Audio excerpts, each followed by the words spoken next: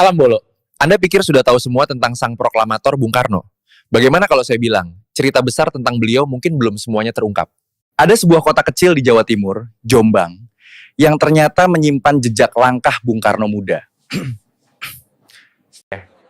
Jejak ini bisa jadi mengubah cara kita memandang tahun-tahun penting pembentukan karakternya. Bahkan soal di mana sebenarnya beliau dilahirkan. Penasaran ada apa di Jombang dan kenapa ini jadi penting banget? Candaan. Kali ini kita akan coba menelusuri lebih dalam jejak-jejak Bung Karno di masa mudanya. Kita semua kenal Soekarno sebagai orator yang hebat, pejuang kemerdekaan bangsa Indonesia, dan tentu saja presiden pertama kita. Tapi jauh sebelum pidato-pidatonya menggetarkan dunia, ada masa-masa awal yang sangat menentukan jalan hidupnya. Nah, kita akan berkelana ke Jombang, mencari tahu peran para ulama sufi dalam membentuk jiwa sang putra fajar, sekaligus mencoba menguak misteri tempat kelahirannya yang sebenarnya, berdasarkan dokumen-dokumen sejarah yang belakangan ini mulai banyak dibicarakan.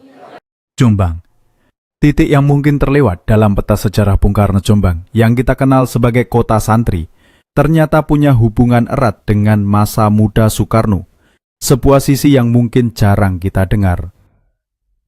Ayahnya, Raden Sukeni Sosrodihardjo, seorang guru, tercatat pernah bertugas di Ploso Jombang.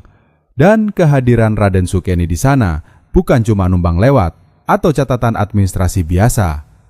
Ini justru jadi awal dari sebuah jejaring spiritual dan intelektual yang nantinya bakal sangat memengaruhi Bung Karno. Ada dokumen dan catatan sejarah yang mengarah ke sana, bahwa Soekarno kecil, yang waktu itu mungkin masih dipanggil Kosno, ikut merasakan suasana religius di Jombang.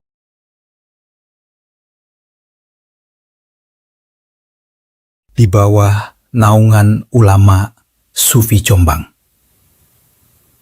Jadi Raden Sukeni Sosrodihardjo di Jombang itu nggak cuma mengajar pelajaran umum, tapi juga memperdalam ilmu agamanya. Nah, ini dia yang menarik. Beliau diketahui berguru kepada Kiai Muntoho dan Kiai Haji Abdul Mu'ti.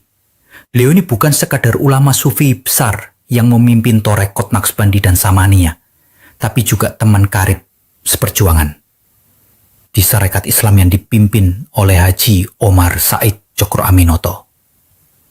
Kiai Haji Abdul Mu'ti adalah ketua Sarekat Islam Ploso, dan Kiai Muntoho adalah ketua Sarekat Islam Jombang. Bisa dibayangkan kan betapa kentalnya nuansa spiritual sekaligus pergerakan di sekitar Raden Sukeni? Tentu saja, nuansa seperti ini ikut mewarnai pendidikan dalam keluarga, termasuk buat Soekarno muda.